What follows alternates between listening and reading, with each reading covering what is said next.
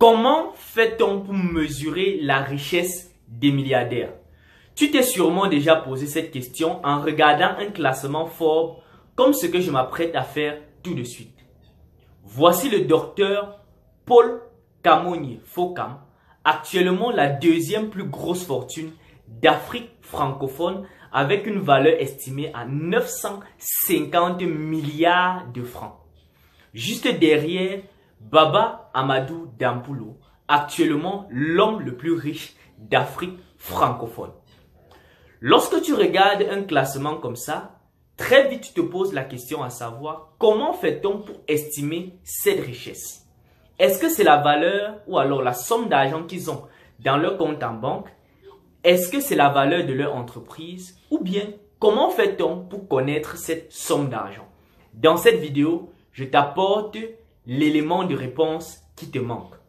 Mais juste avant, si le thème de la vidéo te plaît d'avance, je t'invite à t'abonner, à activer la cloche des notifications pour ne pas manquer les prochaines vidéos, à liker et à partager massivement afin que plus de personnes puissent bénéficier de ce contenu. Pour les nouveaux, je suis Jorkaï Fougieux et c'est toujours un plaisir pour moi de me retrouver avec vous. Lorsque tu écoutes un classement comme ça, en réalité, ce n'est ni la valeur de leur entreprise, ni ce qu'ils gagnent par mois, ni même la valeur de leur maison qu'on te communique. Ce qu'on te communique porte un nom, la valeur nette.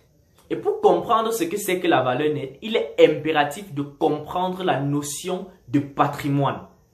Le patrimoine, c'est quoi? Le patrimoine, c'est l'ensemble des biens et des dettes d'un individu. Un exemple.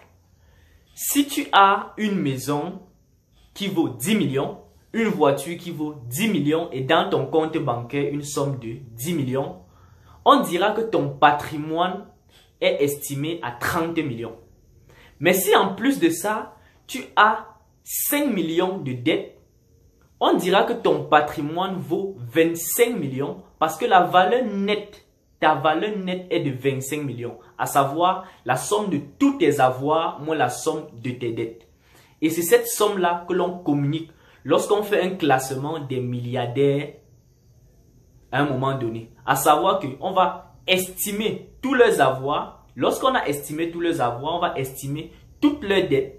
On va faire une soustraction et ce qui reste représente leur valeur nette. Et c'est ça qu'on va présenter en disant telle ou telle personne vaut 50 millions, vaut 1 milliard, vaut 50 milliards.